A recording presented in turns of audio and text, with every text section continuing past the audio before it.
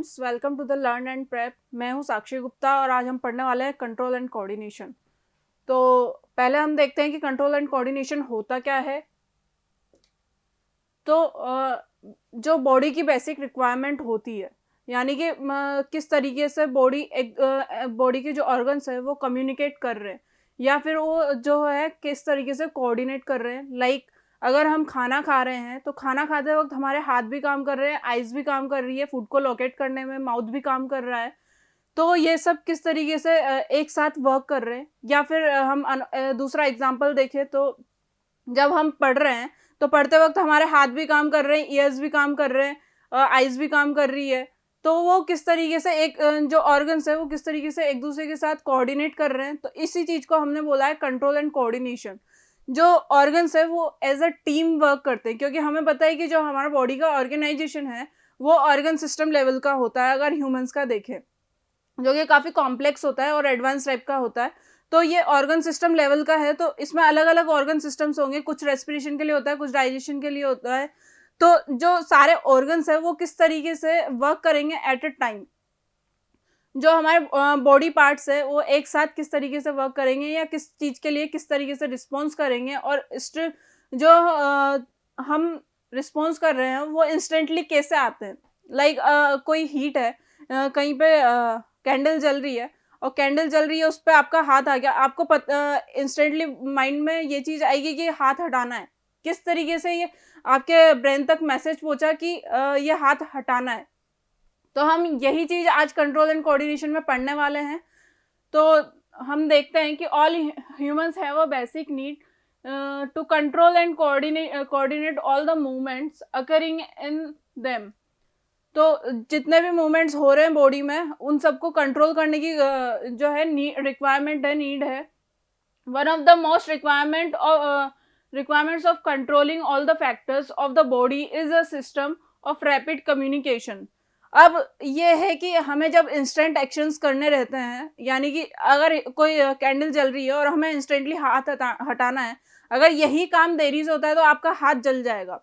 तो इंस्टेंटली ये चीज ब्रेन ये मैसेज जो है ब्रेन तक पहुंचना चाहिए कि हाथ हटाना है। तो ये क्या हुआ, एक रैपिड कम्युनिकेशन हो रहा है बॉडी के अंदर।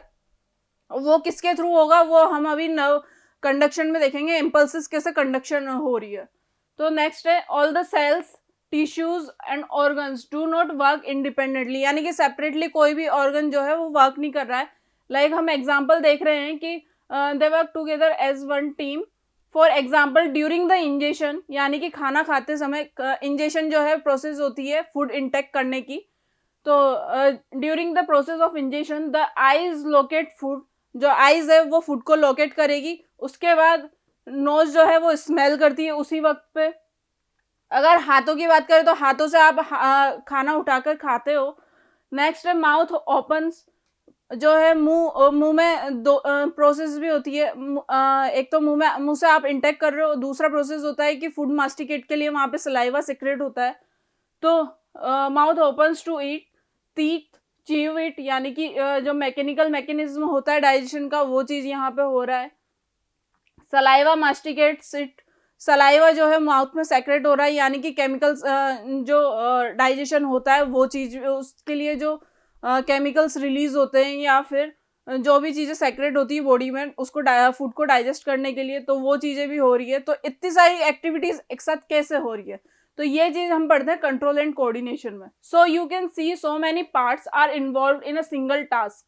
तो यहाँ टास्क एक था लेकिन जो वर्किंग है वो मल्टीपल ऑर्गन्स की हो रही है। But there has to be coordination between them, this coordination known as control and coordination. तो इसी को हमने बोला कंट्रोल एंड कोऑर्डिनेशन। नेक्स्ट है कि what do we mean by control and coordination. तो हम कंट्रोल एंड कोऑर्डिनेशन से समझते क्या हैं, तो देखते हैं कि it means working of a body in a systematic manner.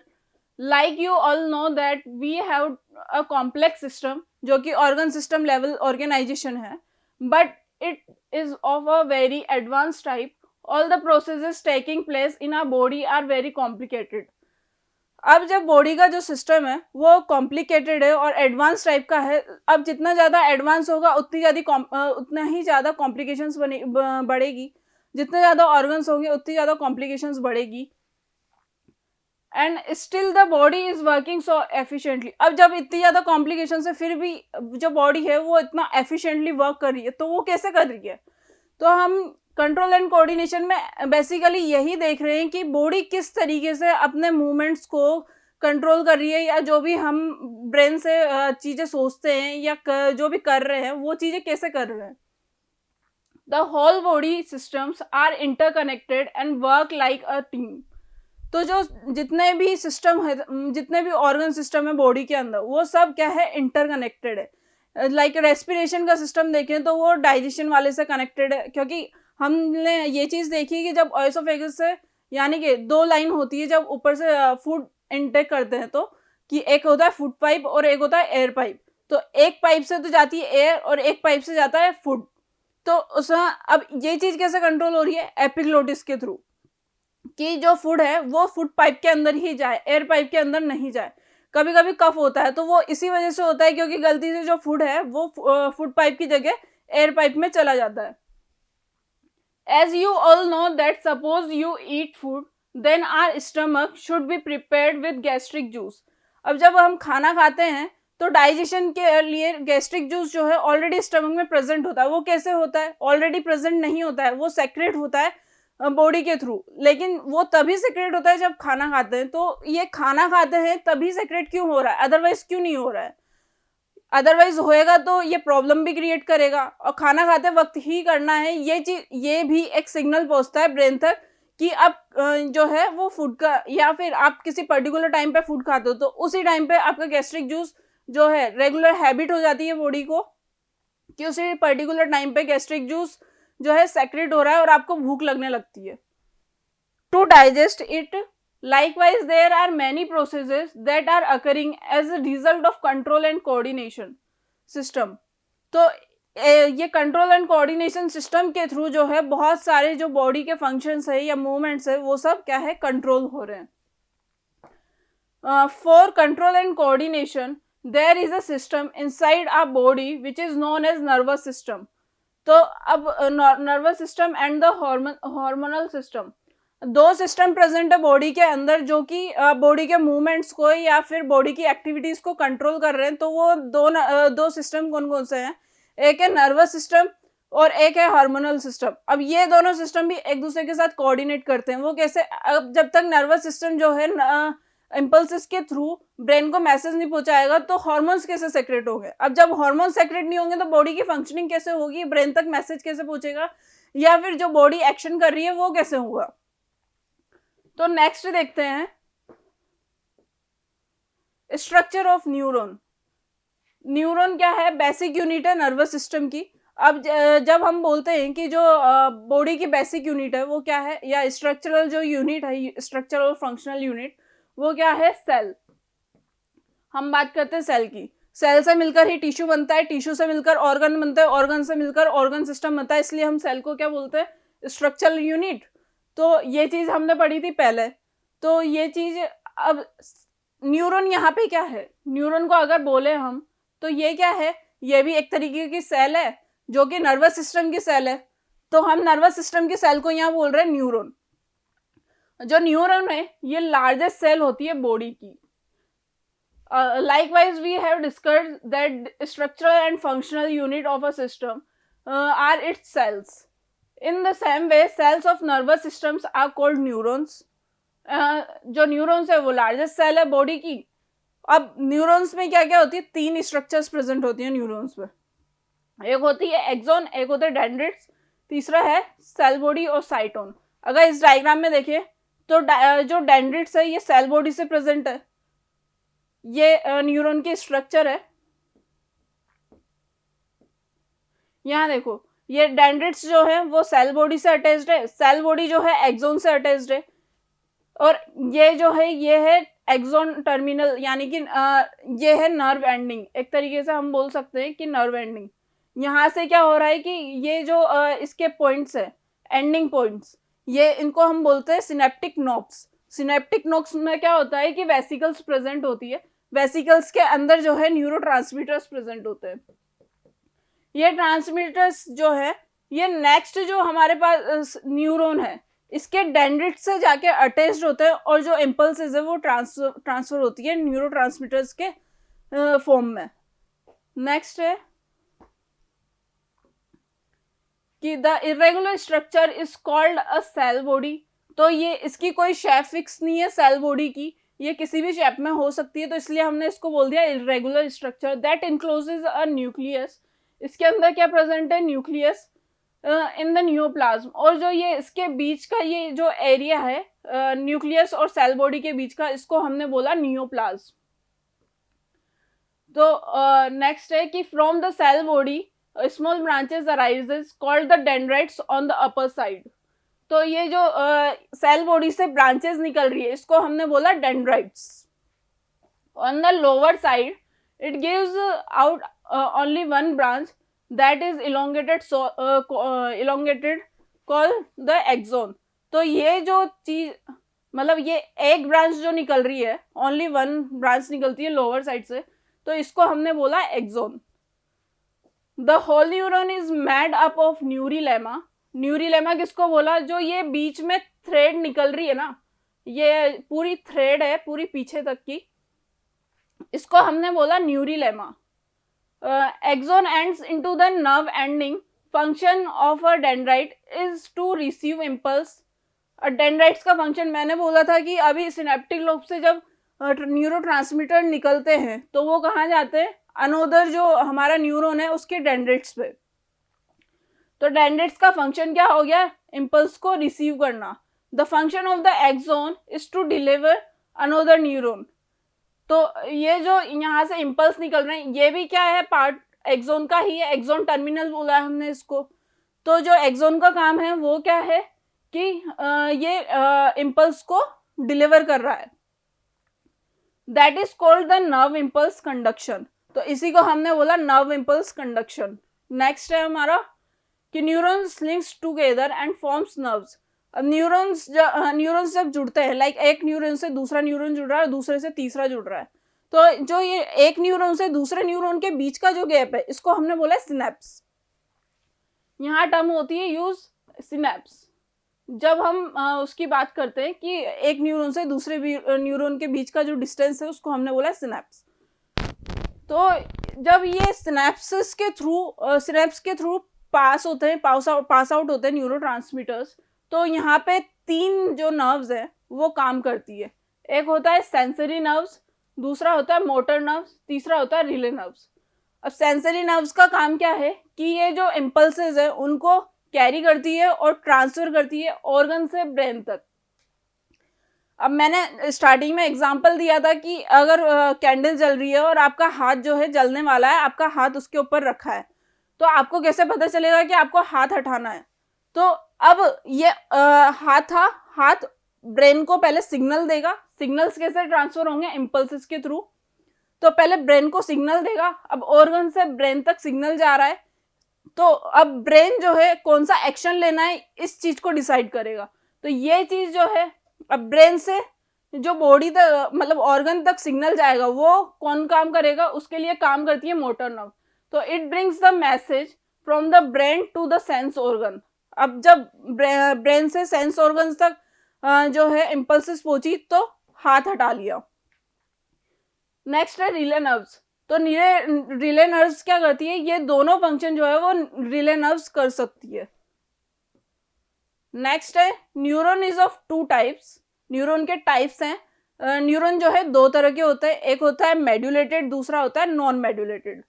तो एक है मेड्यूलेटेड, एक है नॉन मेड्यूलेटेड। इन दोनों में डिफरेंस क्या है कि जो न्यूरिलेमा है, ये न्यूरिलेमा जो है ये जो है कि अगर मेड्यूलेटेड की बात करें तो ये माइलिन शीट से कवर रहता है, और अगर नॉन मेड्यूलेटेड की बात करें तो ये कवर नहीं होता है माइलिन शीट से। अब अगर मेड्यूलेटेड न्यूरॉन की हम बात करते थे तो is a special type of sheath is present called the myelin sheath and is made up of protein and fats. जो माइलिन शीथ है वो प्रोटीन और फैट्स की बनी होती है। The points on the axon where the sheet is absent is called the knots of Ranvier. अब ये जो माइलिन शीट है ये यहाँ से यहाँ तक है, यहाँ से यहाँ तक है. अब इससे बीच के एरिया को क्या क्या बोलेंगे हम? Nodes of Ranvier. ये जो पॉइंट्स दिख रहे हैं जहाँ पे अनकवर्ड पार्ट है तो उसको बोला है हमने नॉट्स ऑफ रेनवियर. नेक्स्ट है नॉन मेड्यूलेटेड. अब नॉन मेड्यूलेटेड न्यूरॉन की बात करते हैं तो in non medullated neuron there is no sheath and instead of that neurolemma is quite thick. यहाँ पे क्या है? न्यूरोलेमा जो है वो कवर्ड है और यहाँ पे अनकवर्ड है और ये जो है थिक है. ठीक है, तो इसको कवर्ड करने की जरूरत नहीं है.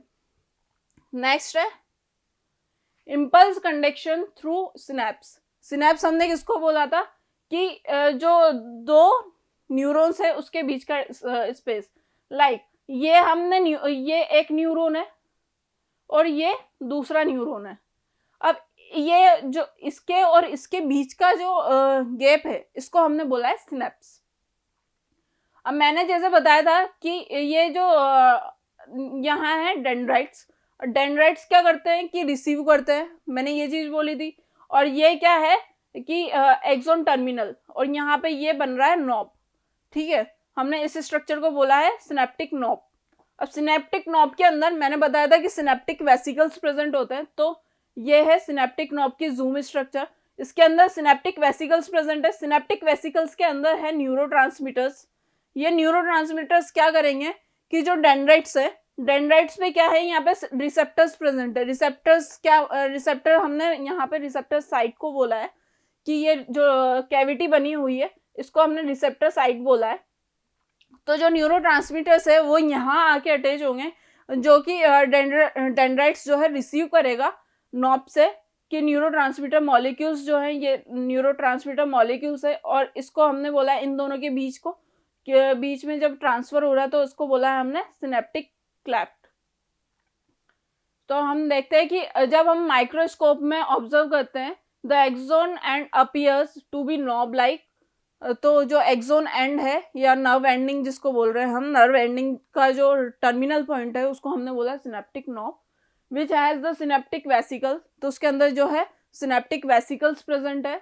The synaptic vesicles store a chemical neurotransmitter. तो सिनेप्टिक वेसिकल्स के अंदर ये क्या है? न्यूरोट्रांसमीटर्स.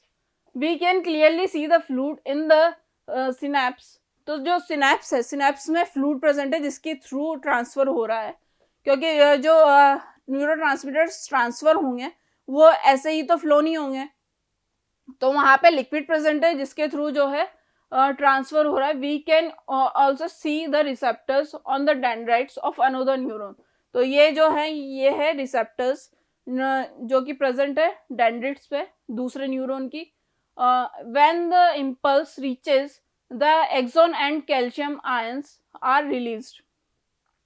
अब जब इम्पल्सेस जो है एक्सोनल एंड पे पहुंच रही है, यानी कि ये जो इम्पल्स है यहाँ से ये यहाँ से कैरी हो रही है और जो एक्सोन एंड तक पहुंच रही है, तो उसके बाद क्या हो रहा है कि यहाँ से जो है वो कैल्शियम आयन रिलीज करता है. कैल्शियम आयन रिलीज करता है उस न्यूरोलेमा से, जो कि स्टिमुलेट कर रही है न्यूरोट्रांसमीटर के सेक्रेशन को. यानी कि इसको अब यहाँ से ये न्यूरोट्रांसमीटर सिक्रेट करने या ट्रांसफर करने, ये सिग्नल जो है कौन दे रहा है कि यहाँ पे क्या हो रहा है? कैल्शियम आयंस जो है रिलीज हो रहे हैं.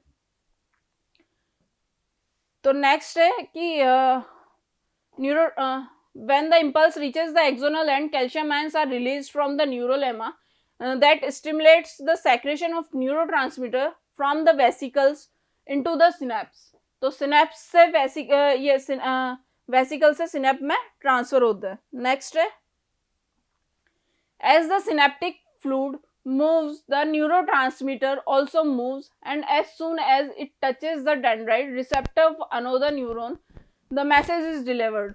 अब जितनी जल्दी से जल्दी ये प्रोसेस होगी कि जो एक्सोन एंडिंग है वो डेंड्राइट्स को न्यूरोट्रांसमीटर्स जो है वो ट्रांसफर कर रही है या डिलीवर कर रही है, तो उतनी जल्दी जो है आपकी बॉडी जो है मूव करेगी या मैसेजेस जो है ब्रेन तक पहुंचेंगे या ब्रेन से ऑर्गन्स तक पहुंचेंगे.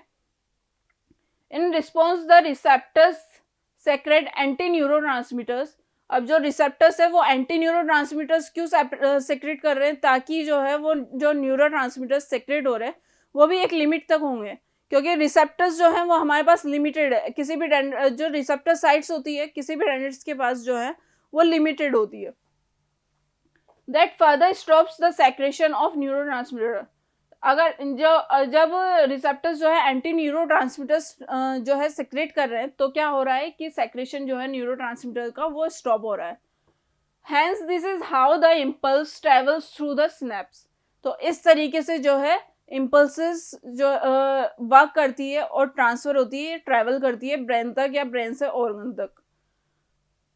सिस्टम है नर्वस सिस्टम दो तरह के होते हैं, central nervous system and peripheral nervous system, यानी कि CNS एंड PNS। तो ये भी फर्दर क्लासिफाइड है। अगर सेंट्रल नर्वस सिस्टम के पार्ट्स देखें तो सिर्फ दो पार्ट्स होते हैं, एक होता है ब्रेन और दूसरा होता है स्पाइनल कोड। अगर पेरिफेरल नर्वस सिस्टम की बात करें तो इसको फर्दरली 2 क्लासेस में क्लासिफाई किया है, एक है ऑटोनॉमिक नर्वस सिस्टम एंड दूसरा है सोमेटिक नर्वस सिस्टम। इन दोनों को क्लासिफाई किया है कि जो फंक्शनिंग है वो इनवॉलेंट्री है या वॉलेंट्री है। अगर ऑटोनॉमिक नर्वस सिस्टम की हम बात करते हैं तो ये जो फंक्शनिंग कंट्रोल करता है, तो ये जो फंक्शन कंट्रोल करता है वो होता है इनवॉलेंट्री फंक्शंस। और अगर सोमेटिक नर्वस सिस्टम की बात करें तो यहाँ पे ये जो कंट्रोल करता है वो फंक्शंस होते हैं वॉलेंट्री। अब ऑटोनॉमिक नर्वस सिस्टम को भी जो है फर्दर क्लासिफाई किया है दो क्लासेस में, sympathetic nervous system and parasympathetic nervous system. जो सिंपैथेटिक नर्वस सिस्टम है इसमें जो एक्टिविटीज कंट्रोल होती है वो होती है ब्लड वेसल्स की, ग्लैंड्स की, इंटरनल ऑर्गन्स की। अगर सोमेटिक नर्वस सिस्टम की हम बात करते हैं तो यहाँ पे जो है एक्टिविटीज कंट्रोल होती है मसल्स की। नेक्स्ट है कि सेंट्रल नर्वस सिस्टम क्या होता है, तो it consist of 2 main parts, brain and the spinal cord. As I said कि इसके 2 पार्ट्स होते हैं, एक ब्रेन होता है दूसरा होता है spinal cord. They actually control the major part that refers to what to do, when to do and how to do. कैसे, कब और क्या करना है, तो वो चीज जो है वो कंट्रोल होती है सेंट्रल नर्वस सिस्टम से, यानी कि CNS से। That is a response towards all stimulus. Stimulus क्या होता है, जो भी आसपास आपके इन्वायरमेंट में एक्टिविटी हुई और उसके अकॉर्डिंग आपकी बॉडी को क्या एक्शन करना है, तो वो चीज जो है वो सेंट्रल नर्वस सिस्टम से कंट्रोल होती है। नेक्स्ट है कि पेरिफेरल नर्वस सिस्टम। अब पेरिफेरल नर्वस सिस्टम क्या होता है, it refers to all the nerves that enter और leave the brain and the spinal cord. It includes all the nerves, sensory, motor and mixed nerves. It is further divided into autonomic, voluntary system. अब peripheral nervous system क्या है कि ये जितनी भी nerves होती है, यानी कि हमने अभी पिछली क्लास में पढ़ा था कि motor nerves, sensory nerves and relay nerves, तो जो इनकी एक्टिविटीज होती है, जो भी ब्रेन से जो भी नर्व्स निकल रही है या उसमें एंटर कर रही है, तो उनकी जो एक्टिविटीज है उसको कंट्रोल करते हैं peripheral nervous system. Peripheral nervous system को अभी हमने बताया कि दो उसमें डिवाइड किया है, फर्दर डिवाइड किया है 2 क्लासेस में। तो एक है ऑटोनॉमिक और दूसरा है वॉलंटरी नर्वस सिस्टम। तो ऑटोनॉमिक नर्वस सिस्टम क्या होता है कि it controls all the activities that occur in the body by itself. It means activities of visceral organs. Visceral organs के जैसे कार्डियक मसल्स होगी, कार्डियक मसल्स की जो एक्टिविटीज होती है इनवॉलेंट्री होती है। अब हमने बोला था कि ऑटोनॉमिक नर्वस सिस्टम जो है वो सिर्फ इनवॉलेंट्री एक्टिविटीज को कंट्रोल कर रहा है, यानी कि जो एक्टिविटीज आपकी बॉडी में अपने आप हो रही है, आपकी इच्छा के बिना हो रही है, लाइक मसल्स का जो मूवमेंट है वो बिना आपकी इच्छा के हो रहा है, या जो भी आपकी वर्किंग हो रही है बिना इच्छा के, तो वो है ऑटोनॉमिक नर्वस सिस्टम। वो जो कंट्रोल कर रहा है एक्टिविटीज वो है ऑटोनॉमिक नर्वस सिस्टम। अगर हम बात करते हैं वॉलेंट्री नर्वस सिस्टम की, जो आपके विल से, यानी कि आपकी इच्छा से जो एक्टिविटीज हो रही है, लाइक सिटिंग, पोस्चर, मेंटेनिंग, तो ये एक्टिविटीज जो है वो कंट्रोल करता है voluntary nervous system. It controls all the activities that occur according to the will. हमें पता है कि जो कुछ एक्शंस होते हैं वो होते हैं वेरी फास्ट। तो अब इन फास्ट एक्शंस को कैसे कंट्रोल कर रहे हैं, तो हम अगर कोई एग्जांपल लें, लाइक कोई पिन है जो प्रिक करी, अब प्रिक करी, हमें उसी वक्त हाथ हटाना है, तो ये चीज जो है वो कैसे होती है, और मिनी सेकेंड्स के अंदर ये एक्शन होता है।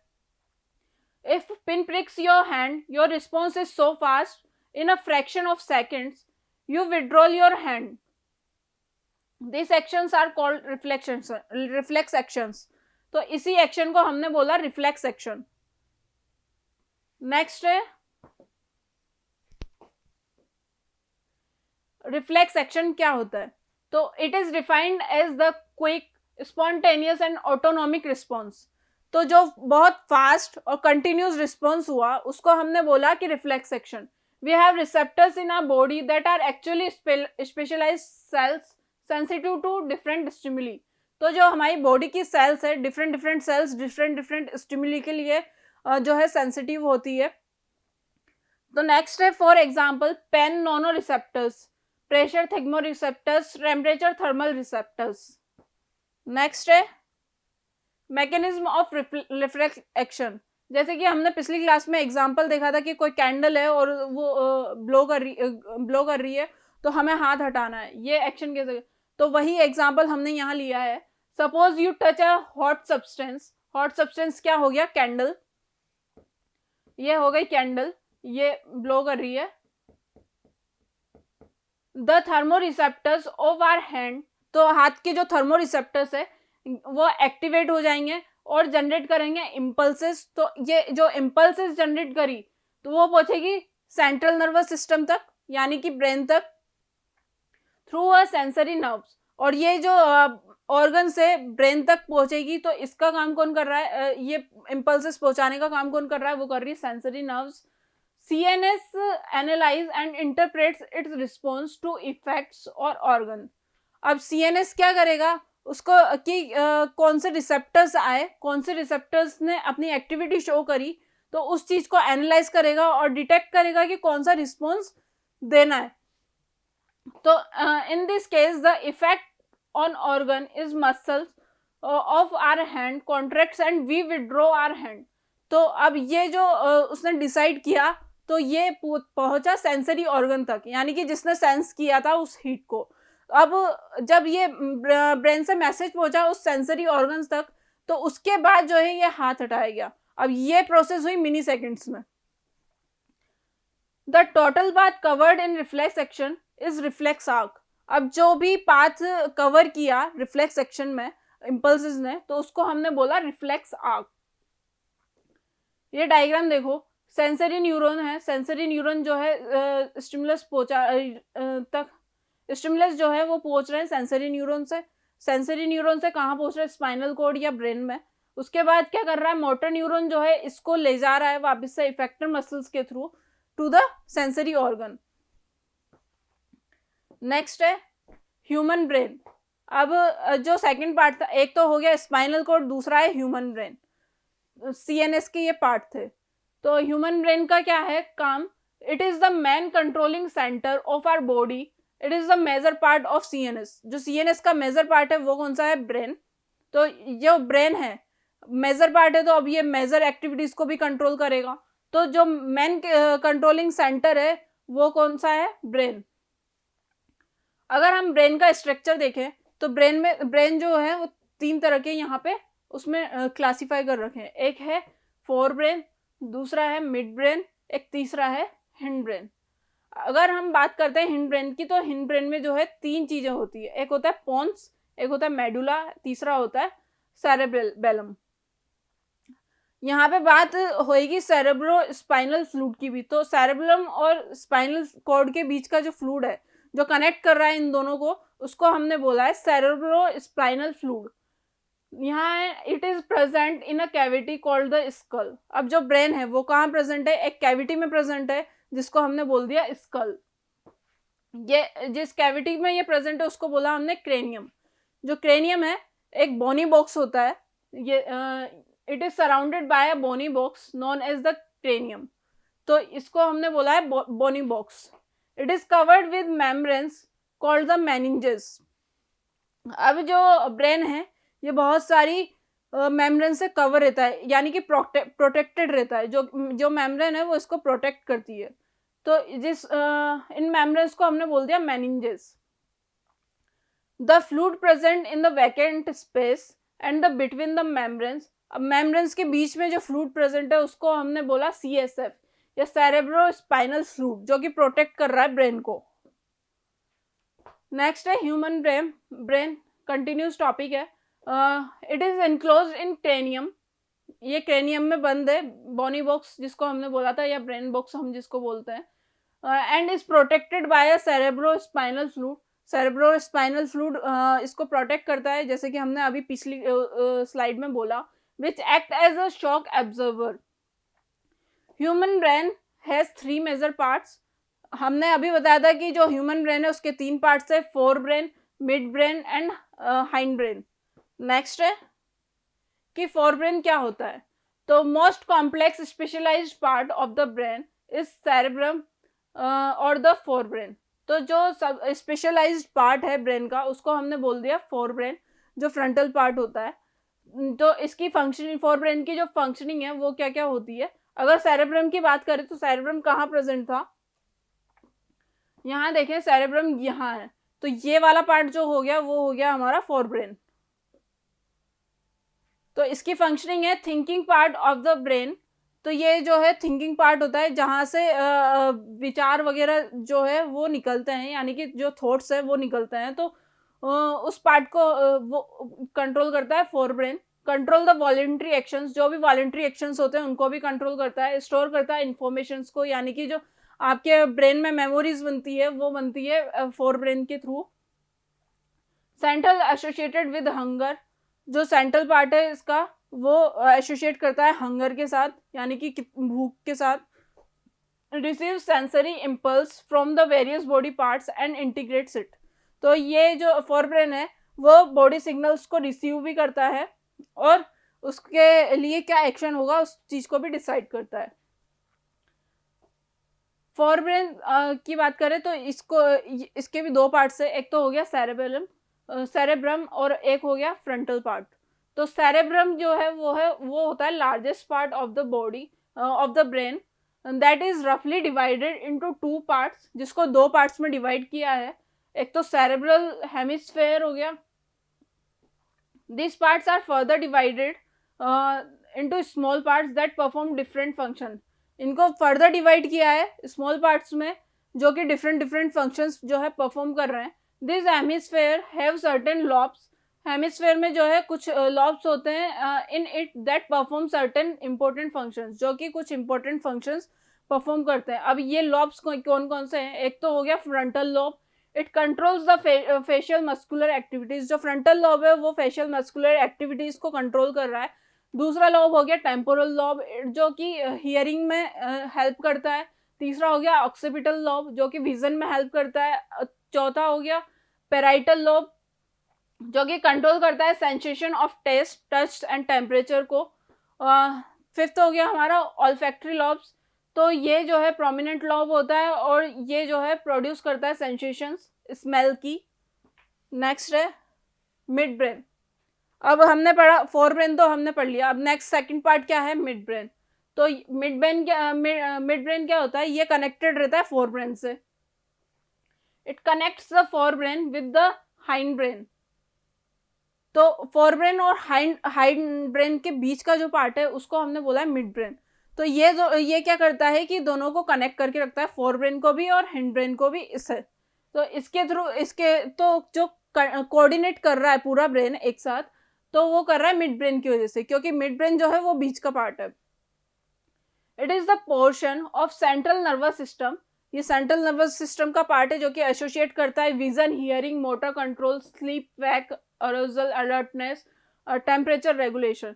तो जो ये एक्टिविटीज हो रही है विजन की, देखने की, सुनने की, स्मेल करने की, तो इन सब एक्टिविटीज, उठने की, जागने की, तो इन सब एक्टिविटीज को जो है वो कंट्रोल कर रहा है मिड ब्रेन। नेक्स्ट है हाइंड ब्रेन। तो हाइंड ब्रेन के भी 3 पार्ट्स होते हैं। तो हाइंड ब्रेन के 3 पार्ट्स है, पोन्स, मेडुला एंड सेरेबेलम। जैसे कि हमने अभी देखा था पिछले स्ट्रक्चर में, जो ब्रेन की स्ट्रक्चर जब हमने पढ़ी थी, तो उसमें था पोन्स, मेडुला एंड सेरेबेलम। अब इनकी क्या क्या फंक्शनिंग होती है तो वो चीज़ देखते हैं। Maintains posture and balance of the body. तो सेरेबेलम जो है ये मेंटेन करता है जो बॉडी का पोस्चर है और बैलेंस जो करता है बॉडी को। अब जब पोस्चर बिगड़ जाएगा तो बैलेंस कैसे होगी बॉडी, तो इसलिए पोस्चर और बैलेंसिंग दोनों का काम जो है वो करता है सेरेबेलम। और कंट्रोल करता है बॉडी मूवमेंट्स को। अब जब पोस्चर और बैलेंस कर रहा है तो ऑब्वियसली बात है कि ये मूवमेंट्स को भी जो है मेंटेन करेगा। मेडुला मेडुला का जो काम है वो है कंट्रोल करता है इनवॉलेंट्री एक्शंस को, जैसे ब्लड प्रेशर हो गया, सलाइवेशन हो गया, वॉमिटिंग हो गई, ये सब जो है बॉडी के अंदर की केमिकल प्रोसेसेस है। तो इसलिए जो है ब्रेन को काम करना पड़ता है, क्योंकि जो इनवॉलेंट्री फंक्शंस है बॉडी के जो कि नेसेसरी है वरना वो कैसे काम करेंगे, तो मेडुला उसके लिए काम करता है। अब बात करते हैं पॉन्स की। तो पॉन्स जो है वो इनवॉलेंट्री एक्शंस को कंट्रोल कर रहा है और रेगुलेशन कर रहा है रेस्पिरेशन का। नेक्स्ट है मिड ब्रेन।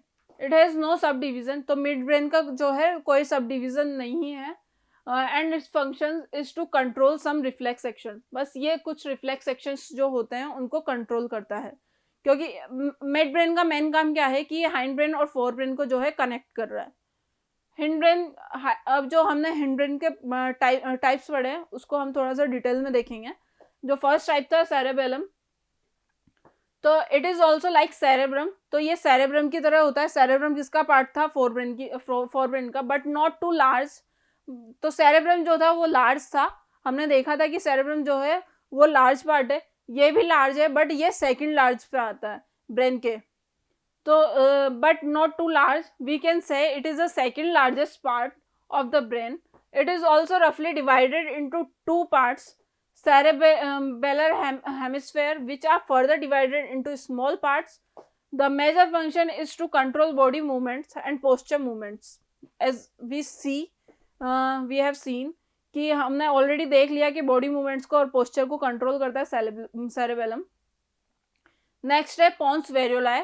तो पॉन्स यहाँ पर प्रेजेंट है, मेडुला ऑब्लोंगेटा यहाँ है और सेरेबेलम यहाँ है।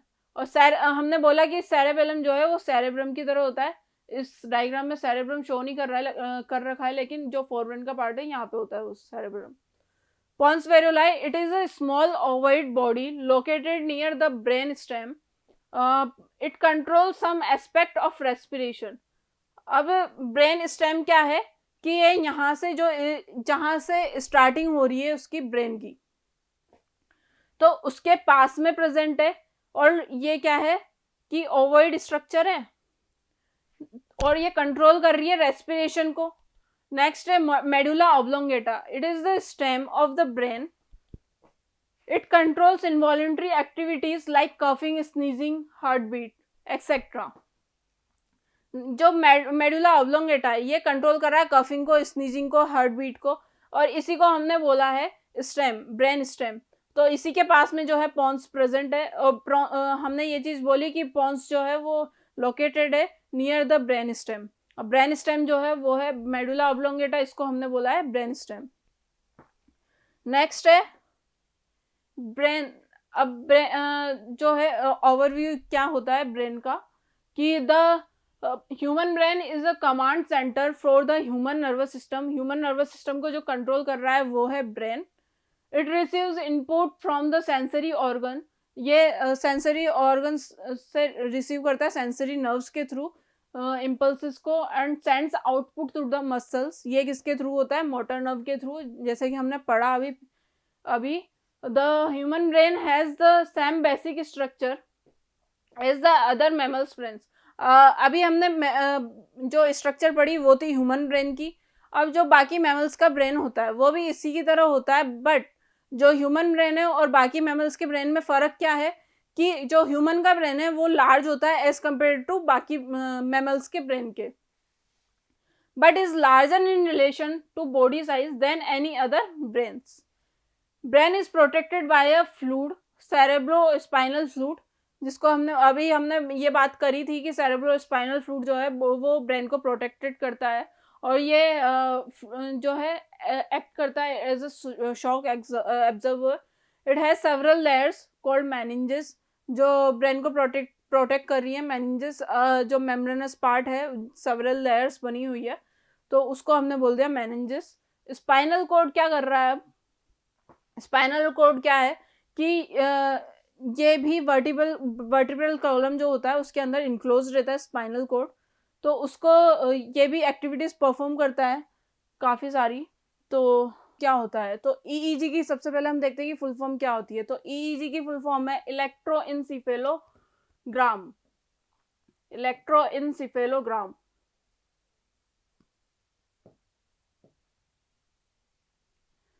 तो हम देखते हैं कि ईईजी का वर्क क्या है। ईईजी का वर्क ये है कि ये इंसिफेलोग्राफ जो है वो प्रोड्यूस करता है। कैसे कि जो इसमें इलेक्ट्रोड रोड होती है उसको हमारे स्काल्प मतलब ब्रेन का जो स्काल्प होता है उस पर अटैच कर दिया जाता है, जिससे कि जो ये है ईईजी मशीन जो है वो सिग्नल्स को डिटेक्ट करती है। अब डिटेक्ट करती है तो वो क्या करती है कि ग्राफ प्रोड्यूस करती है उन सिग्नल्स के बेसिस पे। तो it is the instrument that help in recording electric signals generated in the brain. तो ये इलेक्ट्रिक सिग्नल्स जो जनरेट हुए हैं वो कैसे हुए हैं ब्रेन में, जो ब्रेन की एक्टिविटीज हो रही है कि वो कितना वर्क कर रहा है किस टाइम पे, तो उसके बेसिस पे जो है ये सिग्नल्स जनरेट करेगा और उन सिग्नल्स को जो है रिकॉर्ड करेंगे। रिकॉर्ड किस तरीके से करेंगे कि जो स्क्रीन है ईईजी मशीन में तो उस पर वो सिग्नल्स जो है वो ग्राफ की फॉर्म में अपीयर होंगे। In this, the electrodes with vacuum pads are attached to the scalp of the patient and he is told to relax. तो इसमें क्या किया कि जो इलेक्ट्रोड्स होती है वैक्यूम पैड्स के साथ उनको अटैच कर दिया स्काल्प पे और पेशेंट को बोला कि वो रिलैक्स करे। अब उस रिलैक्स मोड में वो कितनी एक्टिविटी कर रहा है उसका ब्रेन फिर भी, तो उस चीज को ये मशीन जो है रिकॉर्ड करती है। This machine records the electric signals and is printed in the form of a graph. और उनको किस फॉर्म में प्रिंट करती है, इस मशीन की जो स्क्रीन है इस पर प्रिंट करती है ग्राफ की फॉर्म में। The graph consist of different types of waves that is alpha, beta, delta and theta. अब हमें पता है कि सिग्नल्स आ रहे हैं तो किसी वेव्स की फॉर्म में ही आ रहे होंगे। तो जो ये ग्राफ है कंसिस्ट करता है, इसमें 3-4 तरह की जो है वेव्स इंक्लूड होती है, alpha, beta, delta and theta. और जो ये ग्राफ है इसको हम बोलते हैं इलेक्ट्रोएन्सेफेलोग्राफी। नेक्स्ट है हमारा टॉपिक स्पाइनल कॉर्ड। तो स्पाइनल कॉर्ड का हमने थोड़ा सा व्यू तो देखा था प्रीवियस लेक्चर में, तो हम इसको थोड़ा सा डिटेल में पढ़ते हैं कि स्पाइनल कॉर्ड होती क्या है। तो स्पाइनल कॉर्ड को हम अगर एक तरीके से बोले तो ये जो है एक्सटेंशन है किसका, मेडुला ऑब्लोंगेटा का। मेडुला ऑब्लोंगेटा हमने कहाँ पढ़ा था कि जो स्टेम पार्ट होता है ब्रेन का उसको हमने मेडुला ऑब्लोंगेटा बोला था, स्टेम पार्ट ऑफ ब्रेन। तो इसका जो एक्सटेंशन है उसको हमने बोला, यहाँ से जो एक्सटेंशन आ रहा है उसका मेडुला ऑब्लोंगेटा का, तो इसको हमने बोला spinal cord. The point from where it leads into the spinal cord is called the foramen magnum. तो इस जहाँ से स्पाइनल कॉर्ड में ये एंटर कर रहा है तो उसको हमने बोला फोरामेन मैग्नम। जो पॉइंट है मतलब कि जो मेडुला ऑब्लोंगेटा का एक्सटेंशन है और स्पाइनल कॉर्ड का स्टार्टिंग है, तो उस पॉइंट को हमने बोला फोरामेन मैग्नम।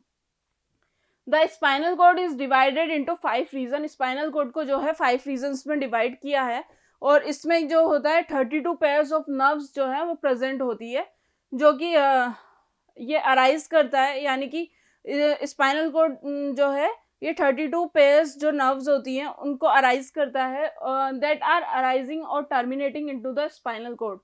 और जो ये है नर्व्स है मतलब कि यहाँ स्टार्टिंग है तो स्टार्टिंग से अराइज हो रही है और जहाँ पे एंडिंग हो रही है स्पाइनल कॉर्ड की वहाँ पे, तो ये नर्व्स भी वहीं पे टर्मिनेट होना स्टार्ट हो जाएगी। The spinal cord has a fluid CSF in it.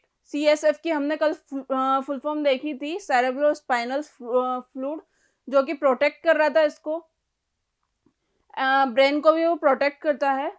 And from outside it is enclosed by a backbone, और आउटसाइड से ये जो है पैक रहती है बैकबोन से। The function of the spinal cord is to control reflex action. Spinal cord का main work हमने देखा था कि ये पार्ट किसका था, CNS का। अब CNS जो कंट्रोल कर रहा था वो क्या था, रिफ्लेक्स एक्शंस जो भी हो रहे थे, रिस्पॉन्सेज जो भी दे रहे थे। इन प्लांट्स, अगर प्लांट्स की बात करते हैं तो इन प्लांट्स में भी कुछ मूवमेंट्स होते हैं जो कि हॉर्मोन्स से वर्क करते हैं। Also certain movements are seen which are controlled and coordinated by the hormones as their bodies are not complex and advanced। बल्कि उनकी बॉडीज तो जो है वो सिंपल होती है, कॉम्प्लेक्स नहीं होती और एडवांस भी नहीं होती है। एनिमल्स की जो है वो कॉम्प्लेक्स भी होती है और एडवांस भी होती है। हमारा नेक्स्ट टॉपिक है ट्रॉपिक मूवमेंट्स। ट्रॉपिक मूवमेंट्स किसमें होंगे? जो प्लांट शो कर रहा है स्टिमुलस के लिए, यानी कि स्टिमुलस हमने किसको बोला था? आसपास का इन्वायरमेंट। अब इन्वायरमेंट में क्या क्या फैक्टर्स आ सकते हैं? लाइट हो गया, केमिकल हो गया, ग्रेविटी हो गई, टेम्परेचर हो गया। तो the movement caused in the plant in response to stimulus are called tropic movements. तो जो प्लांट्स में इन स्टिमुलस के लिए जो भी मूवमेंट्स हुए या जो भी रिस्पॉन्सेस प्लांट ने शो किए, उनको हमने बोला ट्रॉपिक मूवमेंट्स। तो स्टिमुलस क्या क्या हो सकते हैं? लाइट हो गया, केमिकल हो गया, ग्रेविटी हो गया, वाटर हो गया, एक्सेट्रा। इससे और भी फैक्टर्स होते हैं जैसे टेम्परेचर हो गया। अब ये चीजें क्या है, इनके प्लांट के ओनली मूवमेंट पर ही इफेक्ट नहीं डालती है, इनके मेटाबॉलिज्म पे भी इफेक्ट डालती है। फोटोट्रॉफिज्म नेक्स्ट है हमारा टॉपिक, फोटोट्रॉफिज्म। जो ट्रॉपिक मूवमेंट है ये भी कई तरह के होते हैं। फोटोट्रॉफिज्म हो गया, जियोट्रॉपिज्म हो गया। डिपेंड करता है कि वो किस फैक्टर के लिए रिस्पॉन्स कर रहा है। अगर लाइट के लिए करता है तो हम उसको फोटोट्रॉपिज्म बोल देते हैं। तो फोटोट्रॉपिज्म क्या है, हम ये चीज देखते हैं। It is the movement caused in the plant और plant parts in response to the light. तो ये वो हम अभी मैंने बोला अगर लाइट के लिए हो गया तो हमने उसको फोटोट्रॉपिज्म बोल दिया। तो ये मूवमेंट क्या हो गया कि प्लांट में जो भी मूवमेंट हो रहा है लाइट के रिस्पॉन्स में, उसको हमने फोटोट्रॉपिज्म बोल दिया। The stem moves towards light.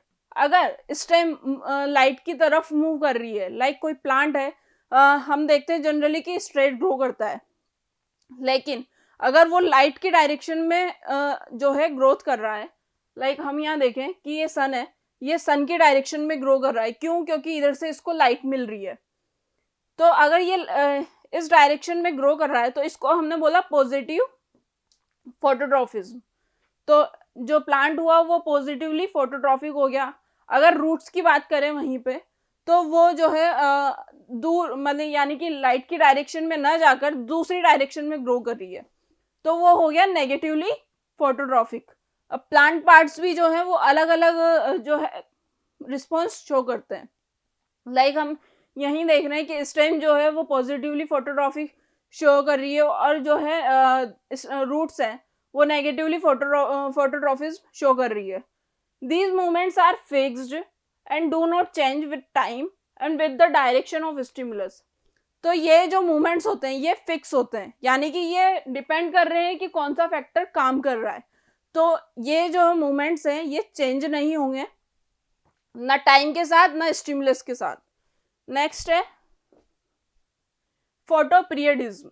तो फोटोपीरियडिज्म क्या हुआ कि जिस पीरियड में वो जो प्लांट है वो रिएक्ट कर रहा है या रिस्पॉन्स शो कर रहा है, it is the period of light for which the plant is exposed to sunlight. यानी कि जिस टाइम के लिए उस प्लांट को एक्सपोज किया उस सनलाइट में या उस लाइट में, जो लाइट उसको मिल रही है प्लांट को, तो उसी पीरियड को हमने बोला फोटो पीरियडिज्म। अब जितने टाइम लाइट मिल रही है उतने टाइम वो रिस्पॉन्स शो कर रहा है। ठीक है, अगर हम बात करते हैं प्लांट्स की, तो प्लांट्स में एक पिगमेंट होता है ब्लू ग्रीन पिगमेंट, जिसको हम बोलते हैं फाइटोक्रोम। तो actually there is a blue green pigment called phytochrome in the plant that responds to light. ये जो पिगमेंट है फाइटोक्रोम, ये रिस्पॉन्ड कर रहा है यहाँ पे लाइट के लिए। तो हम देखते हैं कि जो एब्जॉर्प्शन की वो होती है रेंज, वेवलेंथ, जिस वेवलेंथ की जो प्लांट एब्जॉर्ब करता है वेवलेंथ, तो वो होती है 360 टू 700। इस वेवलेंथ की लाइट जो है प्लांट जो है एब्जॉर्ब करते हैं और अपना फोटोसिंथेसिस करते हैं। Some plants need more light, some need less light. कुछ को फोटोसिंथेसिस के लिए कम लाइट चाहिए होती है और किसी को चाहिए होती है ज़्यादा लाइट। और सम नीड्स नाइदर मोर और लेस सनलाइट, और किसी को ज़रूरत नहीं होती है। कुछ होते हैं जो शेडो में ही ग्रो कर जाते हैं, जिनको सनलाइट की ज़रूरत नहीं होती है। Accordingly plants are classified as, अब ये जो है लाइट कितने टाइम के लिए इनको चाहिए और कितने टाइम के लिए नहीं चाहिए, इसके बेसिस पे इनको 3 क्लासेस में जो है डिवाइड किया है: long day plants, short day plants and day neutral plants. It is seen that flowering plants require less light and more dark period. अगर फ्लावरिंग प्लांट्स की बात करते हैं तो उनको कम लाइट की ज़रूरत होती है और उनको डार्क पीरियड की ज़्यादा ज़रूरत होती है, क्योंकि हम ये चीज़ बोलते हैं कि सूख जाते हैं फ्लावर्स अगर उनको ज़्यादा सनलाइट मिलती है। तो उनके लिए ना ज़्यादा सनलाइट जो है बेनिफिशियल है, ना कम सनलाइट बेनिफिशियल है। तो उनको जो है मतलब जिस अमाउंट में, ऑप्टिमम अमाउंट में उनको चाहिए, उस ऑप्टिमम अमाउंट में अगर उनको मिलती है लाइट तो वो उनके लिए बेनिफिशियल है।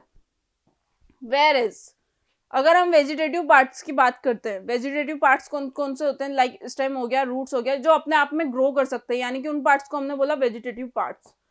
अगर हम वेजिटेटिव की बात करें तो vegetative requires more light and less darkness. तो इनको जो है जरूरत होती है ज़्यादा लाइट की। क्यों? क्योंकि जब फोटोसिंथेसिस होता है तो ये ही जो है ट्रांसफर करते हैं उस जो भी फूड बन रहा है उस फूड को स्टेम या रूट्स ही जो है ट्रांसफर कर रही है और पूरे प्लांट्स को जो है वो फूड प्रोवाइड कर रही है। And there are few vegetative that require both in the same amount. और कुछ जो वेजिटेटिव पार्ट्स होते हैं उनको दोनों जो लाइट है वो सेम अमाउंट में चाहिए होती है as flowering plants. The other system that is responsible for control and coordination in humans is hormone system. अब हार्मोन सिस्टम की बात करते हैं तो हार्मोन्स कहाँ से सिक्रेट हो रहे हैं? ग्लैंड से। तो हम नेक्स्ट देखते हैं कि जो हार्मोन्स है ह्यूमंस में वो कैसे सेक्रेट होते हैं और कौन कौन सी ग्लैंड्स जो है उनको सेक्रेट करती है। Hormones are the certain chemicals released in our body that help in control and coordination of the body। तो ये जो हार्मोन्स होते हैं ये केमिकल सब्सटेंस है जो कि कंट्रोल कर रहे हैं बॉडी की एक्टिविटीज़ को और कोऑर्डिनेट कर रहे हैं। तो किस तरीके से करते हैं? लाइक कुछ हार्मोन्स होते हैं जो कि एक्टिविटीज़ को इनिशिएट करते हैं, कुछ होते हैं कि जो डाइजेशन में हेल्प कर रहे हैं। तो ये हर हार्मोन का जो है अलग अलग वर्क होता है। Hormones are secreted by endocrine glands. जो हार्मोन्स है वो सेक्रेट करती है endocrine glands. Actually there are two type of glands in our body. Body में दो तरह की ग्लैंड्स होती है, एक होती है एक्सोक्राइन ग्लैंड और दूसरी होती है एंडोक्राइन ग्लैंड्स। अगर एक्सोक्राइन ग्लैंड्स की बात करें तो जैसे टीयर्स हो गया, सलाइवा हो गया, ये सब जो सेक्रेट करती है वो होती है एक्सोक्राइन ग्लैंड। अगर एंडोक्राइन ग्लैंड की हम बात करते हैं तो जो ओवरी, टेस्टिस, ये सब हो गया, ये सब जो है एंडोक्राइन ग्लैंड्स हैं जो कि हार्मोन्स, सेक्स हार्मोन्स जो है रिलीज करती हैं।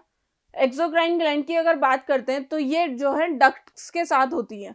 तो जो ये सेक्रेट करती है एंजाइम्स वगैरह तो वो भी डक्ट्स के साथ ही रिलीज होते हैं। तो they are with ducts. And second है कि ये एंजाइम सेक्रेट करती हैं। थर्ड, जो इनका सेक्रेशन है वो टारगेट ऑर्गन तक डक्ट्स के थ्रू पहुंच जाता है। फोर्थ है एग्जाम्पल्स। तो एग्जाम्पल्स में हम लीवर है, यहाँ पे लीवर है, आईज है, माउथ है, स्किन है। तो आईज क्या कर रही है? टीयर्स सेक्रेट कर रही है। अगर माउथ की बात करें तो सलाइवा सेक्रेट कर रहा है। स्किन की बात करें तो स्वेट सेबम जो है स्वेट रिलीज कर रही है। स्टमक की बात करें एंजाइम सिक्रेट कर रहे हैं। स्टमक में भाई जूसेस भी जो है वो सिक्रेट होते हैं, लेकिन वो वर्क कौन करेगा? Endocrine glands. यहाँ पे ब्रेस्ट है, लीवर है, लीवर बाइल जो है सेक्रेट कर रही है। पेनक्रियास जूसेस सेक्रेट कर रहा है। इंटेस्टाइन जो है वो इंटेस्टाइनल जूस जो है सेक्रेट करती है। अगर यहाँ बात करते हैं हम एंडोक्राइन ग्लैंड्स की, तो जो एंडोक्राइन ग्लैंड्स है ये विदाउट डक्ट्स होती है, यहाँ डक्ट्स प्रेजेंट नहीं है। तो अब जो हार्मोन्स है वो कैसे जो है वो बॉडी तक पहुंचेंगे? तो ये क्या करती हैं? डायरेक्ट जो हार्मोन सेक्रेट कर रही है तो उनको रिलीज करती है ब्लड के अंदर। अब ब्लड तो ऑल ओवर बॉडी प्रेजेंट है, तो ठीक है। और अब जब ब्लड का सर्कुलेशन है वो पूरी बॉडी में हो रहा है तो वो ऑटोमेटिकली ब्लड के साथ जो है बॉडी के ऑर्गन्स तक पहुंच जाते हैं। They secrete hormones, their secretion reach by blood via duct. Example है थायराइड ग्लैंड।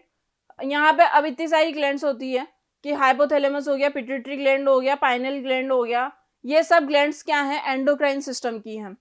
तो ये सब जो है एंडोक्राइन ग्लैंड्स है। थाइमस हो गया, ओवरी हो गया, ओवरी सेक्स हार्मोन प्रोड्यूस करेगी। टेस्टिकल जो है टेस्टोस्टेरोन प्रोड्यूस करेगा। पेनक्रियास की बात करें तो पेनक्रियाटिक जूस जो है ये सेक्रेट करती है। थायराइड की बात करें और पैराथायराइड की बात करें तो ये भी हार्मोन सेक्रेट करती है। और एड्रिनल ग्लैंड एड्रेनलिन जो है हार्मोन सेक्रेट करती है। तो नेक्स्ट है हमारा जो एंडोक्राइन ग्लैंड्स थी, हमने लास्ट लेक्चर में पढ़ा था कि एंडोक्राइन ग्लैंड्स कौन कौन सी थी, लाइक पिट्यूटरी हो गई, थायराइड हो गई, ओवरी हो गया, टेस्टिस हो गया, पेनक्रियाज हो गया। तो ये जो ग्लैंड्स हैं ये सब क्या होती है, एंडोक्राइन ग्लैंड्स होती हैं। तो एंडोक्राइन ग्लैंड्स की स्टडी को हम बोलते हैं endocrinology. The study of endocrine glands and their secretions is called endocrinology. अब कौन सी ग्लैंड क्या सेक्रेट कर रही है, इन दोनों की स्टडी को हमने कंबाइनली बोल दिया एंडोक्राइनोलॉजी। तो मेन जो कैरेक्टर्स होते हैं हार्मोन्स के वो क्या क्या होते हैं वो चीज़ हम देखते हैं नेक्स्ट, कि जो हार्मोन्स है वो हमेशा स्मॉल क्वांटिटी में प्रोड्यूस होंगे, क्योंकि उनकी अगर वो एक्सेस में प्रोड्यूस होते हैं तो भी वो कुछ ना कुछ जो है वो डिजीज कोज कर देंगे या फिर कोई और प्रॉब्लम कोज कर देंगे।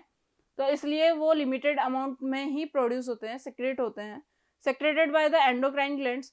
ये हमने लास्ट लेक्चर में देखा था कि एंडोक्राइन ग्लैंड्स जो है वो हार्मोन सेक्रेट करती है और एक्सोक्राइन ग्लैंड्स जो है वो एंजाइम्स जो है सेक्रेट करती हैं। तो यहाँ जो एंडोक्राइन ग्लैंड्स जो है हार्मोन्स को सेक्रेट करती है। अब जो ये है ये सिर्फ ओनली टारगेट ऑर्गन पर ही एक्ट करते हैं। हमने बोला था कि एंडोक्राइन ग्लैंड्स के पास डक्ट्स नहीं होती हैं, तो ये डायरेक्टली कहाँ रिलीज होते हैं, जो हार्मोन्स है वो डायरेक्टली ब्लड में रिलीज होते हैं। अब ब्लड में रिलीज होते हैं तो वो डायरेक्टली कहाँ अटैक करते हैं, टारगेट ऑर्गन पे, आइदर प्रोटीनियस और स्टेरॉइड। तो ये या तो प्रोटीनियस होंगे या स्टेरॉइड होंगे या किसी और तरह के होंगे, पर पर्टिकुलर किसी तरह के होंगे। Reach target organ through blood, तो ये ब्लड के थ्रू जो है अपने टारगेट ऑर्गन तक पहुंचते हैं और उन्हीं पर एक्ट करते हैं। हम देखते हैं कि हमारी जो फर्स्ट एंडोक्राइन ग्लैंड है वो है पिट्यूटरी ग्लैंड। तो पिट्यूटरी ग्लैंड एक इकलौती ऐसी ग्लैंड है जो एक्सोक्राइन की तरह भी वर्क करती है और एंडोक्राइन की तरह भी वर्क करती है। तो और जो ये पिट्यूटरी ग्लैंड है ये कहाँ प्रेजेंट होती है, ब्रेन के अंदर। अब ब्रेन के अंदर प्रेजेंट है यानी कि ये बहुत सारी एक्टिविटीज को कंट्रोल करेगी, जो अदर ऑर्गन्स है उन या अदर ग्लैंड्स है उनको भी इनिशिएट करने में हेल्प करेगी, उनके जो फंक्शनिंग है उनको इनिशिएट करने में या उनका जो सेक्रेशंस है उसको जो है इनिशिएट करने में हेल्प करेगी या उन तक सिग्नल्स पहुंचाएगी। तो इसको हम बोलते हैं मास्टर ग्लैंड भी बोलते हैं, क्योंकि ये बहुत सारे फंक्शंस को जो है इंपॉर्टेंट फंक्शंस को बॉडी के उनको कंट्रोल करती है। तो it is located in the mid brain, जो ब्रेन का मिड ब्रेन पार्ट है ये वहां पे लोकेटेड है, as you can see in the diagram. It is also called the master gland of our body as it secretes some important hormones.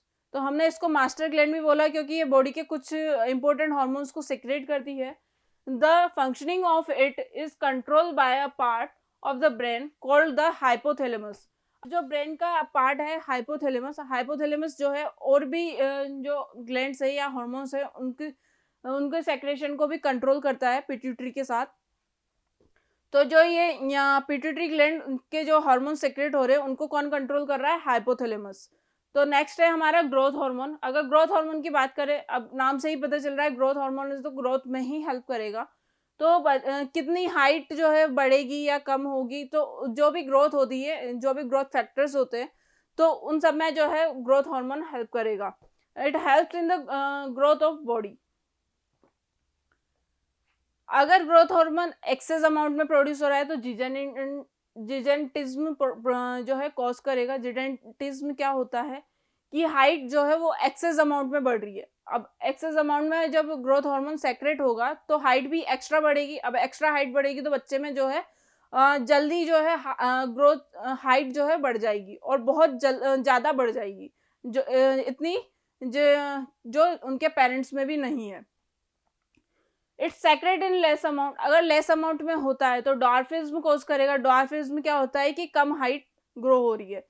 Like अगर उसके parents की अगर किसी चाइल्ड के पेरेंट्स की अगर जेनेटिकल हाइट देखें तो ज़्यादा है और लेकिन बच्चे में जो है ग्रोथ कम हो रही है क्योंकि उनमें ग्रोथ हार्मोन जो है कम सेक्रेट हो रहा है।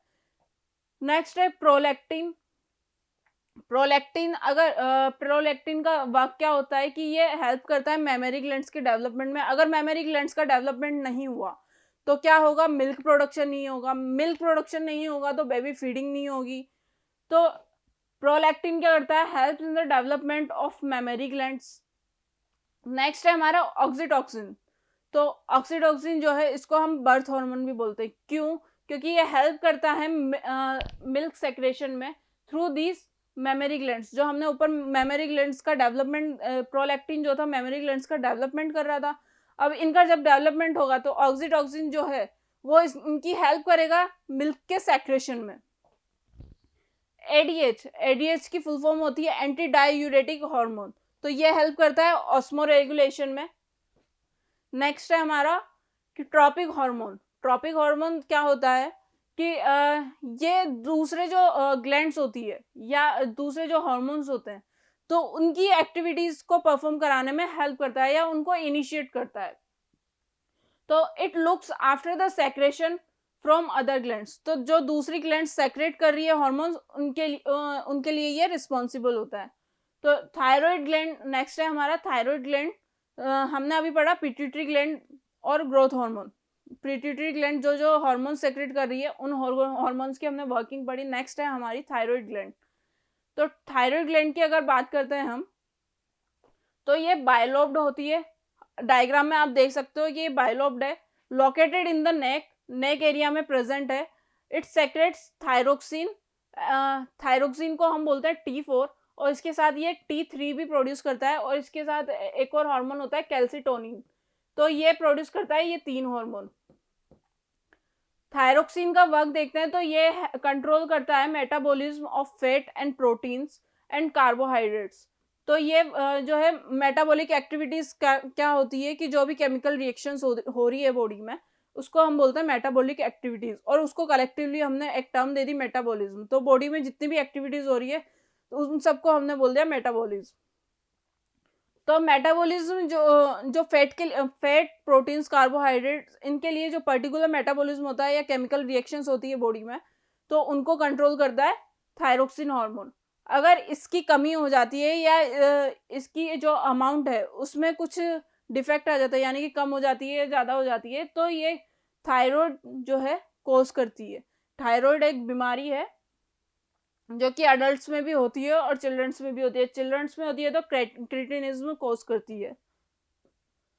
नेक्स्ट है पेनक्रियाज। तो पेनक्रियाज कहाँ डाइजेस्टिव सिस्टम के अंदर लोकेटेड है। अब डाइजेस्टिव सिस्टम के लिए डाइजेस्टिव सिस्टम में लोकेटेड है, तो डाइजेस्टिव सिस्टम के लिए कुछ ना कुछ तो सेक्रेट करेगा और कुछ वर्क करेगा। अब डाइजेस्टिव सिस्टम की अगर हम बात करते हैं तो वहाँ पे जब फूड डाइजेस्ट होता है तो वहाँ पे बहुत सारी चीज़ें होती है जो एब्जॉर्ब होती है। लाइक शुगर की बात कर लेते हैं। अगर शुगर जो है एक्सेस अमाउंट में हो जाएगी, अगर ये पेनक्रियास जो है यहाँ पे 2 हार्मोन्स जो है सेक्रेट करता है, इंसुलिन एंड ग्लूकागोन। अगर जो इंसुलिन है वो क्या करता है उस जो शुगर लेवल है शुगर लेवल को लो करने में या उसको बैलेंस करने में हेल्प करता है। अगर ग्लूकागोन की बात करते हैं तो ये जो है अगर किसी का ब्लड शुगर लेवल कम है तो उसको ज़्यादा करने की जो ज़्यादा करता है। नेक्स्ट है कि हम देखते हैं कि पेनक्रियास क्या कहाँ लोकेटेड है। It is below the stomach, ये स्टमक के नीचे वाले एरिया में प्रेजेंट है। जैसे कि हम ये डायग्राम देख रहे हैं तो जो स्टमक है स्टमक की जो एंडिंग होती है तो जो ये पाइप निकलता है यानी कि ये आपका स्टमक है और ये जो पाइप निकल रहा है ये इस पाइप से अटैच रहता है पेनक्रियास एंड लीवर। तो it is located below the stomach. It is the only gland that is endocrine as well as exocrine. तो पेनक्रियास जो है एक्सोक्राइन भी होता है एज वेल एज एंडोक्राइन भी होता है। In function its endocrine part is islets of Langerhans. Hormone secreted by it are insulin, glucagon. Insulin lowers the blood glucose level as I said. Glucagon increases blood glucose level.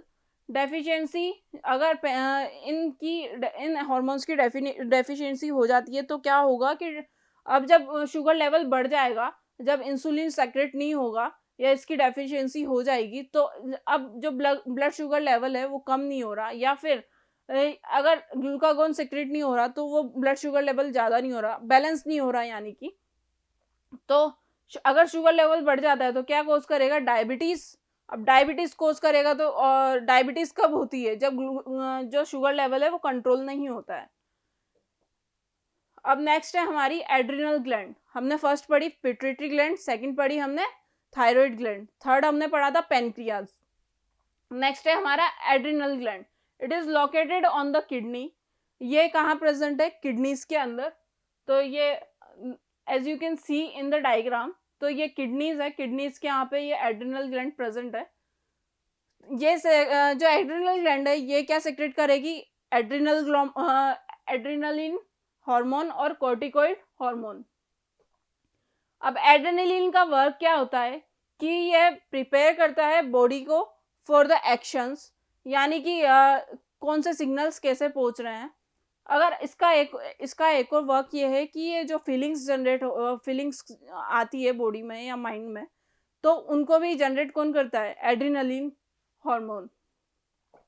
तो it prepares the body for the action, it acts as a neurotransmitter. ये neurotransmitter की तरह भी work करता है। हमने neurotransmitters कहाँ पढ़े थे? जहाँ हमने न्यूरॉन की वर्किंग पढ़ी थी। तो it controls our feeling of love, fear, thirst etcetera. It is called emergency gland and adrenaline. इसको हमने इमरजेंसी ग्लैंड भी बोला एड्रेनल ग्लैंड को, और एड्रेनलिन को हमने इमरजेंसी हार्मोन बोला। नेक्स्ट है ओवरीज। तो नेक्स्ट आता है हमारा ओवरीज। तो ओवरीज को हमने ग्लैंड क्यों बोला? क्योंकि ये भी क्या कर रही है? हार्मोन जो है सेक्रेट कर रही है। ये कौन सा हार्मोन सेक्रेट करती है? ये सेक्स हार्मोन सेक्रेट करती है। सेक्स हार्मोन कौन सा होता है? ये भी हमने ऊपर देखा था कि सेक्स हार्मोन जो है वो होता है oestrogen. It is a female gonad. Female gonad मतलब ये, यानी कि ये अगर हम चाइल्ड एज की बात करते हैं तो ये डेवलप नहीं होती है। अब डेवलप नहीं होती है या मतलब इनकी ग्रोथ नहीं हो रही यानी कि ये ब्रॉड नहीं है। लेकिन जब ये हार्मोन सेक्रेशन स्टार्ट हो जाता है, या जो सेकेंडरी सेक्सुअल कैरेक्टर्स होते हैं ये उनको डेवलप करने में भी हेल्प करती है। सेकेंडरी सेक्सुअल कैरेक्टर्स क्या होगा? लाइक ओवरीज की ग्रोथ हो गई। अब ओवरीज की ग्रोथ होगी तो जो वेस्ट एरिया है या वेस्ट के नीचे वाला एरिया है वो ब्रॉड हो जाएगा जैसे जैसे ओवरी की साइज बढ़ेगी।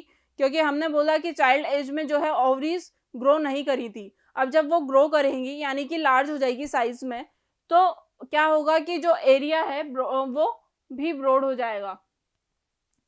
तो हम देखते हैं कि ये सेक्रेट करती है एस्ट्रोजन हार्मोन, जो कि फीमेल सेक्स हार्मोन होता है। अब ये जो हार्मोन है ये क्या क्या इनिशिएट कर रहा है? ये एग प्रोडक्शन को, यानी कि ओवा के प्रोडक्शन में हेल्प कर रहा है। नेक्स्ट है कि ये कंट्रोल करता है sexual characters in female. Sexual characters क्या होगा? Widening of the pelvic region. जैसे कि मैंने बोला कि जो ओवरीज है, ओवरीज की साइज बढ़ जाएगी तो जो पेल्विक एरिया है वो भी वाइड हो जाएगा। Development of breast.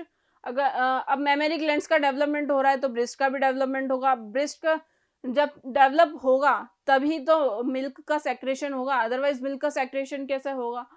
अब नेक्स्ट है प्यूबिक हेयर्स। तो ये पेल्विक रीजन में हेयर्स ग्रोथ जो होती है वो भी जो है इस एस्ट्रोजन की वजह से होती है। It also secrets progesterone which controls the pregnancy. अगर प्रोजेस्टेरोन, ये एक और हार्मोन एस्ट्रोजन के अलावा ये एक और हार्मोन सेक्रेट करता है जिसको हम बोलते हैं प्रोजेस्टेरोन। तो जो प्रोजेस्टेरोन है वो कंट्रोल करता है प्रेगनेंसी को। It also helps in relaxing and in delivery.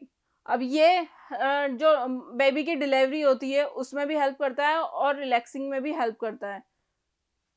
Next है टेस्टिस। तो टेस्टिस को हम बोलते हैं मेल गोनेड। फीमेल गोनेड क्या था? ओवरीज। अब ओवरीज के बाद आता है टेस्टिस। तो टेस्टिस जो है वो मेल्स में होती है, मेल्स में प्रेजेंट है, इसको हमने बोला मेल गोनेड। अब ये मेल गोनेड है तो मेल सेक्स हार्मोन जो होता है वो सेक्रेट करेगी, और जो सेक्सुअल कैरेक्टर्स होते हैं मेल्स में उनको डेवलप करेगी। तो नेक्स्ट है टेस्टिस जो है मेल गोनेड है, ये सेक्रेट करती है, इट सेक्रेट टेस्टोस्टेरोन यानी कि मेल सेक्स हार्मोन। अब ये मेल सेक्स हार्मोन का क्या क्या वर्क है? ये स्पर्म प्रोडक्शन में हेल्प करता है, also helps in the developing sexual characters. तो जो सेक्सुअल कैरेक्टर्स मेल में डेवलप होते हैं उनमें भी ये हेल्प करता है, like moustache, beard, pubic hairs, widening of shoulders. जो शोल्डर्स है मेल्स के वो वाइड हो जाते हैं, फेस पर हेयर ग्रोथ होती है, मसल्स डेवलप होने लग जाती हैं। तो ये सब जो है वो करता है टेस्टिस। तो control and coordination in animals. तो अगर हम एनिमल्स की बात करें तो दो सिस्टम होते हैं एनिमल्स में, एक होता है नर्वस सिस्टम और एक होता है एंडोक्राइन सिस्टम, जो कि कंट्रोल करता है जो भी हार्मोन्स वगैरह सेक्रेट होते हैं उन सबको, या फिर जो भी एक्टिविटीज होती है उनको। तो नर्वस सिस्टम देखते हैं हम सबसे पहले। तो नर्वस सिस्टम के दो पार्ट्स हमने पढ़े थे, एक होता है ब्रेन, दूसरा होता है स्पाइनल कोड। तो जो सिग्नल्स है वो स्पाइनल कोड तक पहुंचते हैं सेंसरी न्यूरॉन के थ्रू, और मोटर न्यूरॉन जो है उस पर उन सिग्नल्स को वापस से उस ऑर्गन तक, यानी कि जिस ऑर्गन को रिस्पॉन्स करना है उस ऑर्गन तक पहुंचाती है। तो हम इसकी फंक्शनिंग देखते हैं, इसके नर्वस सिस्टम के फंक्शंस हैं कि ये रिसीव करता है information from the environment. Like हमारा हाथ है, यहाँ टेम्परेचर ज़्यादा हो रहा है तो इस हाथ को हटाना है, ये सेंस किया है हाथ ने। पर क्या सेंस किया उनने, जो इन्वायरमेंट में, यानी कि आसपास हीट कितनी है ये सेंस किया उसने।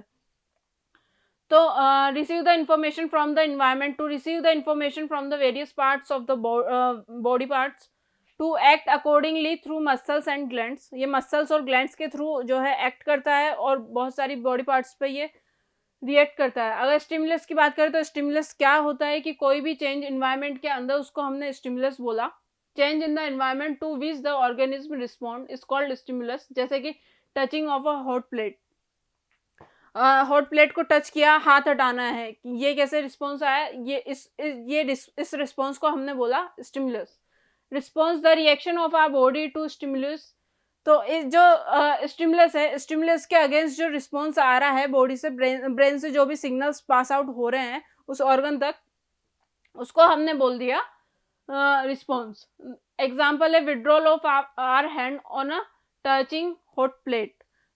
नेक्स्ट है कोऑर्डिनेशन, कि कोऑर्डिनेशन कैसे हो रहा है, कि अब जब इतने सारे ऑर्गन्स है बॉडी के अंदर, वो एक साथ वर्क कर रहे हैं, तो वो क्या कर रहे हैं, एक दूसरे के साथ कोऑर्डिनेट कर रहे हैं। लाइक यहाँ एक कंपनी में हम बात करते हैं किसी कंपनी की, तो कंपनी में बहुत सारे एम्प्लॉय होते हैं। अब employ as a team work कर रहे हैं ना, तो ऐसे ही हमारे जो ऑर्गन्स है वो हो गए एम्प्लॉय। अब वो सब जो है एक कंपनी के लिए वर्क कर रहे हैं, जो कि हो गई body.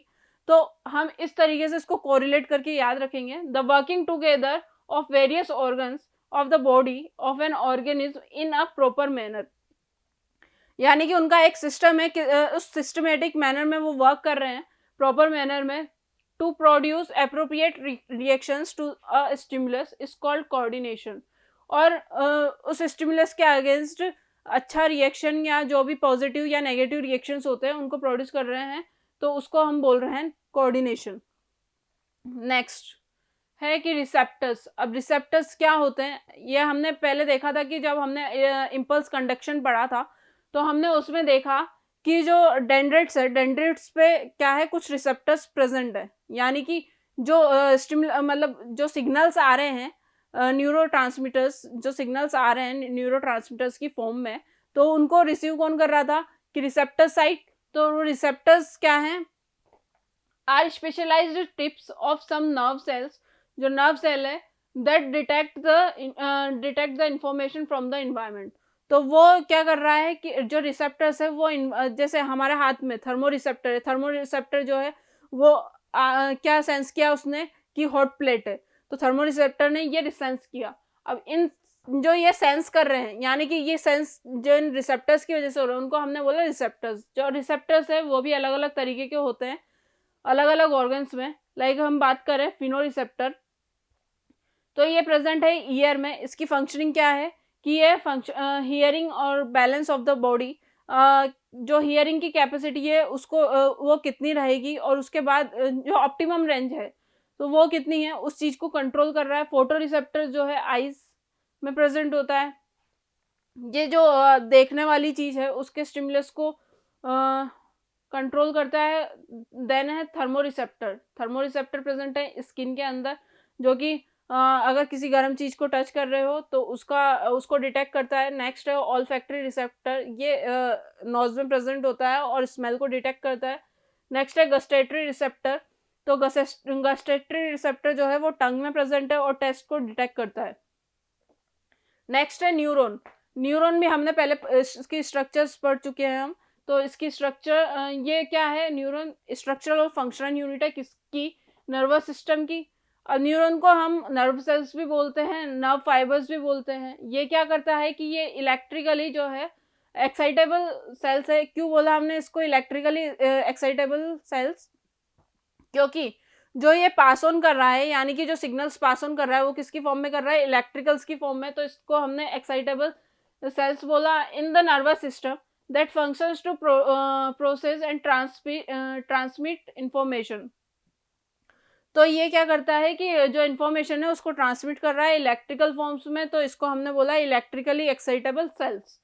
In vertebrate animals, neurons are the core components of the brain, spinal cord and peripheral nerves.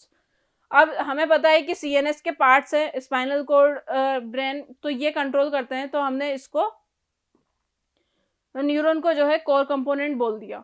Next है the primary component of the neuron are the soma, cell body. जो हम न्यूरॉन के स्ट्रक्चर देख चुके हैं। ये जो है न्यूरॉन की सेल बॉडी है, यहाँ पे ये डेंड्राइट्स प्रेजेंट है। उसके बाद अगर यहाँ पे बात करें तो ये यहाँ से एक्सोन जा रहा था, यहाँ पे अगर ये प्रेजेंट है माइलिन शीथ, तो हमने इसको मेड्यूलेटेड बोल दिया था। अगर माइलिन शीथ एब्सेंट थी तो हमने इसको नॉन मेड्यूलेटेड बोल दिया था। अब ये जो एक्सोन है, एक्सोन की एंडिंग कैसी थी? नर्व एंडिंग थी। यहाँ पर क्या प्रेजेंट थे? नोब्स प्रेजेंट थे। तो यहाँ बीच में न्यूक्लियस है। सोमा जो ये है, ये हो गई सेल बॉडी, ये हो गए डेंड्रिट्स,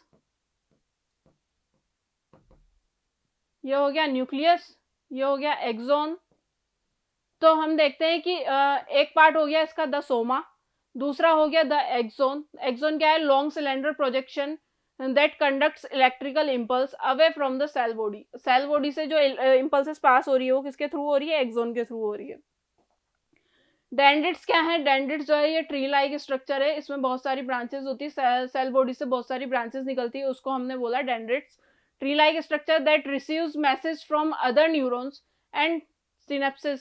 सिनेप्सिस जो है ये न्यूरॉन का पार्ट नहीं होते, लेकिन जब ये दूसरा न्यूरॉन जो है, दूसरे न्यूरॉन की नर्व एंडिंग जो है ये पास ऑन करती है सिग्नल्स को, तो ये जो बीच का स्पेस है इसको हमने बोला synapsis. Specialised junction between neurons, दो न्यूरॉन्स के बीच का जो जंक्शन है जहाँ से जो न्यूरोट्रांसमीटर्स पास हो रहे हैं, तो उसको हमने बोला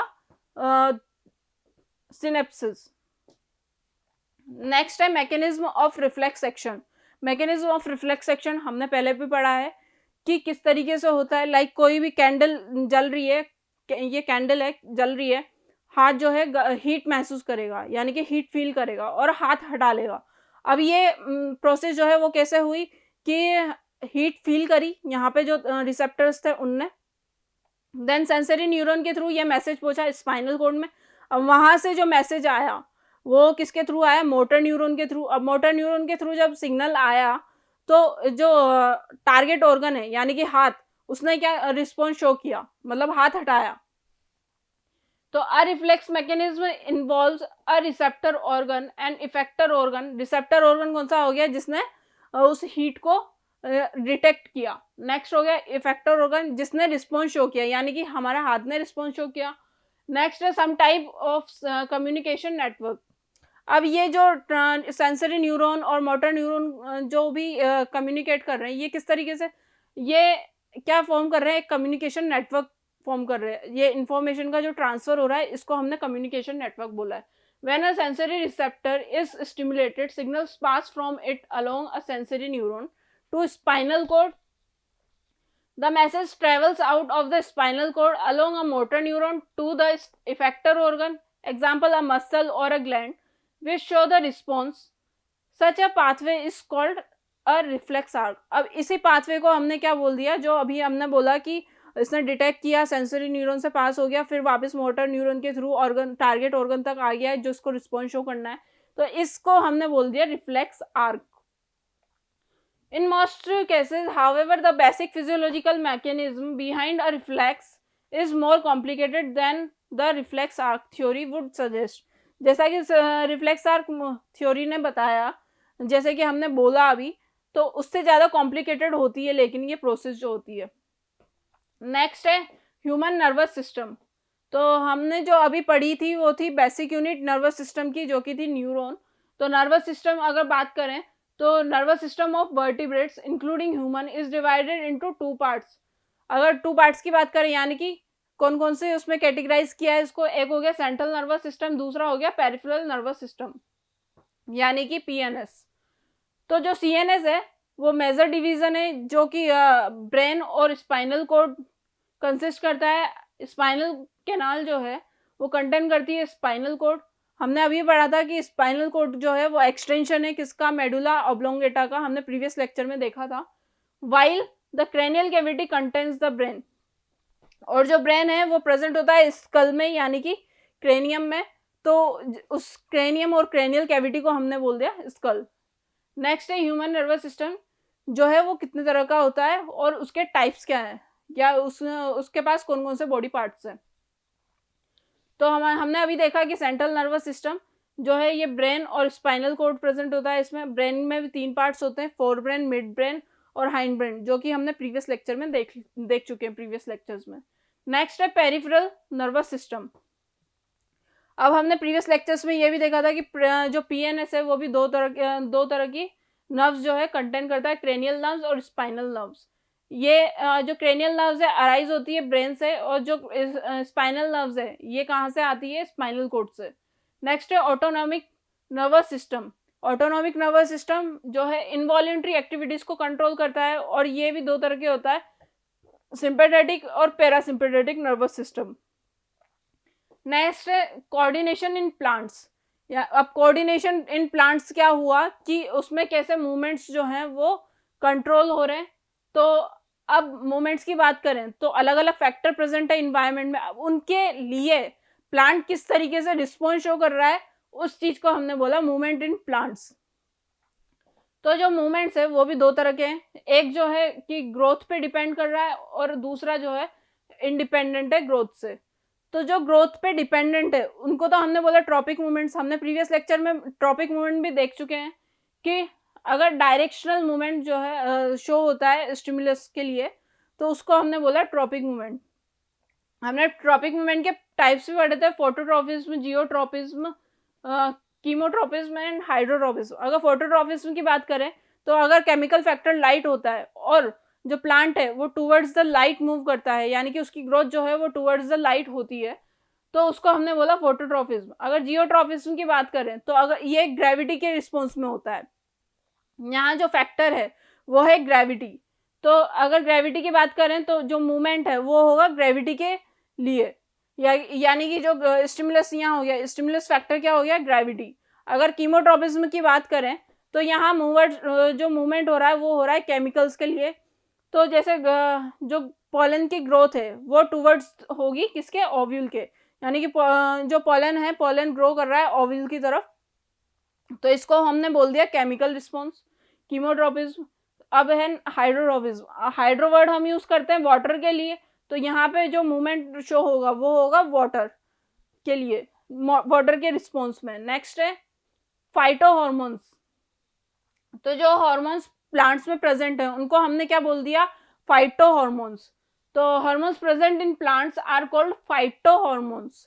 अब ये हॉर्मोन्स जो प्लांट्स है, प्लांट्स में भी कुछ हॉर्मोन्स प्रेजेंट होते हैं अलग अलग तरीके के, लाइक ऑक्सिन हो गया, जिब्रेलिन हो गया, लेकिन हर किसी का जो है वर्क अलग अलग होता है।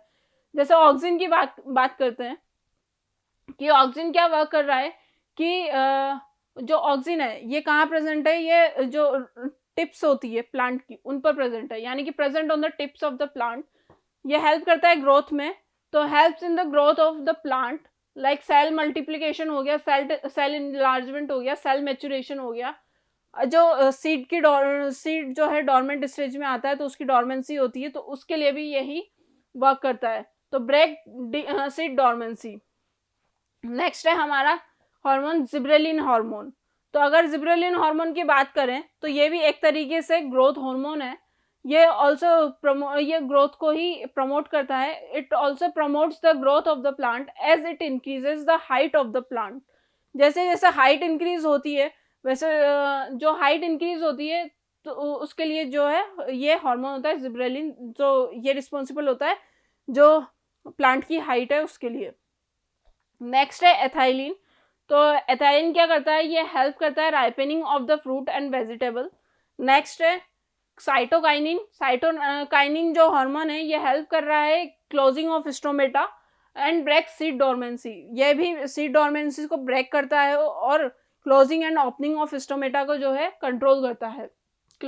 It helps in closing of stomata and breaks seed dormancy. Next है हमारा एब्सिसिक एसिड। तो एब्सिसिक एसिड का क्या वर्क है कि ये जो है नेगेटिव हार्मोन है, it retards the growth of the plant. बाकी सब क्या कर रहे थे कि प्लांट्स की ग्रोथ में, हाइट में हेल्प कर रहे थे, लेकिन अगर एब्सिसिक एसिड की बात करें तो एब्सिसिक एसिड क्या है, नेगेटिव हार्मोन है, तो ये क्या कर रहा है, ग्रोथ को डिमोट कर रहा है, यानी कि प्रमोट नहीं कर रहा है और रिटार्ड कर रहा है उसको। Promote sensation and it causes pre mature falling of the fruit and vegetables, यानी कि जब मैच्योर नहीं हो रहे उससे पहले ही अगर फ्रूट्स वेजिटेबल्स जो है वो फॉल हो जाएंगी तो जो ग्रोथ है वो प्रॉपर नहीं होगी और उनमें जो न्यूट्रिएंट्स वगैरह ये सब जो पर्टिकुलर अमाउंट में प्रेजेंट होते हैं वो भी कम हो जाएंगे। नेक्स्ट है हार्मोन्स इन एनिमल्स।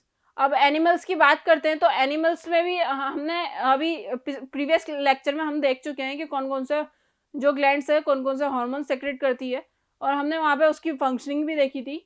सो नेक्स्ट देखते हैं कि hormones are the chemical substance. जो हार्मोन्स है केमिकल सब्सटेंस है जो कि सेक्रेट होते हैं किससे, एंडोक्राइन ग्लैंड से, और ये ट्रांसमिटेड होते हैं थ्रू ब्लड, क्योंकि जो एंडोक्राइन ग्लैंड्स है उनके पास डक्ट्स नहीं होती है to the tissues on which it has a specific effect.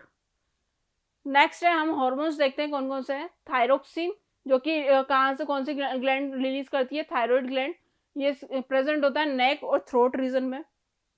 इसका काम क्या है कि ये रेगुलेट करता है metabolism of carbohydrate, fats and proteins को।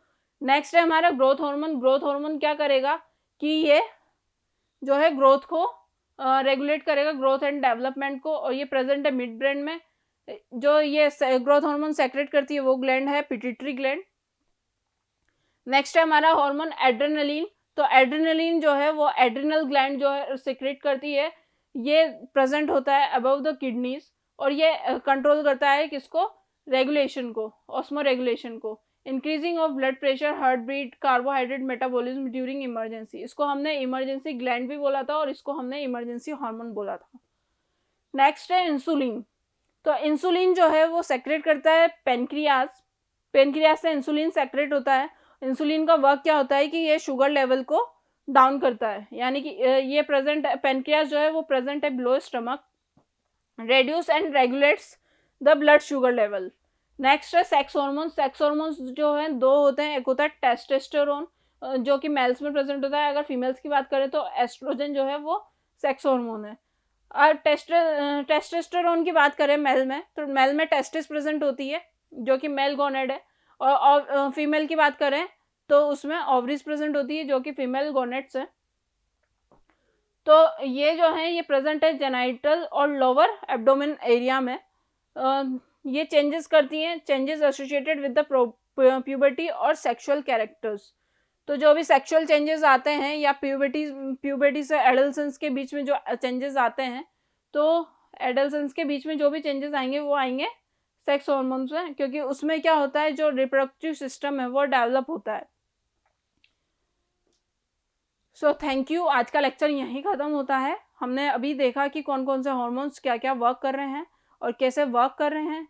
हम नेक्स्ट जो हमारा लेक्चर होगा वो होगा exercise on the basis of what we studied. तो हमने जो भी पढ़ा कंट्रोल एंड कोऑर्डिनेशन चैप्टर में, तो हम उससे बेसिस एक्सरसाइज सॉल्व करेंगे नेक्स्ट